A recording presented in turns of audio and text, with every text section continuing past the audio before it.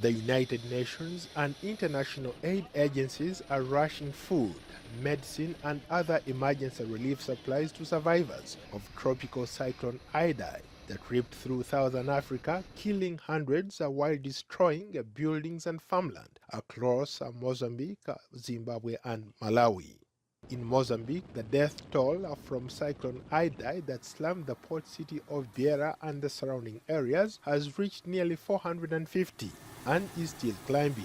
The number of people in makeshift camps has also risen from 18,000 to 128,000, according to the nation's Land and Environment Minister. It has increased from 417 to 446 lives.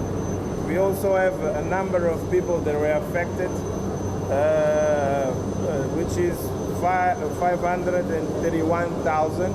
Obviously, these are preliminary numbers. As soon as we do our survey of the ground, we'll be able to give you updates on this. The tropical storm made landfall in Beira on March 15th with high winds and lashing rain that lasted for more than 9 hours, leaving the low-lying city of 600,000 isolated. International aid organizations have stepped up their daily deliveries of aid on cargo planes from around the world. The United Nations Office for the Coordination of Humanitarian Affairs says they are preparing to deploy 3 large field hospitals as early as next week. The United Nations Food Program is ramping up its airdrops to isolated pockets of people stranded by the flood waters and delivered food parcels to displaced families sheltering in schools and other public buildings northwest of Beira. Cyclone Idai also lashed eastern Zimbabwe,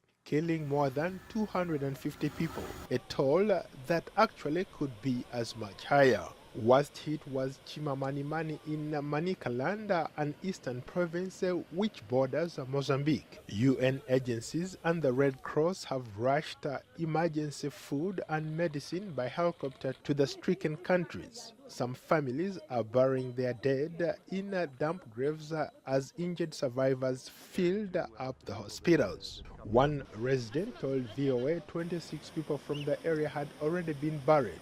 Tanisha Sitole says he walked a long distance after his village had been cut off by rushing floodwaters. There is no bridge. All bridges were swept away.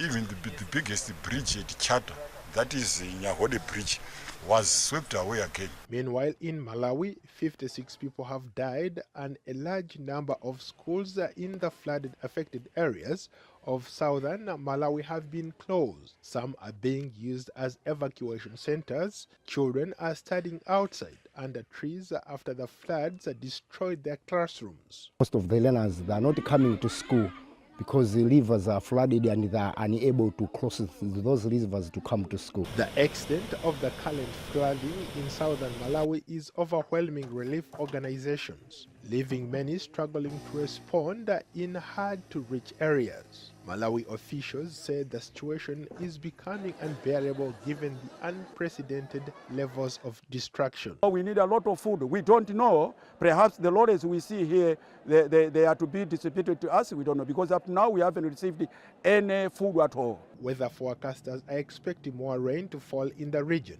and cyclone-affected families can only hope for quicker intervention from the international aid community. Paul Diho, VOA News.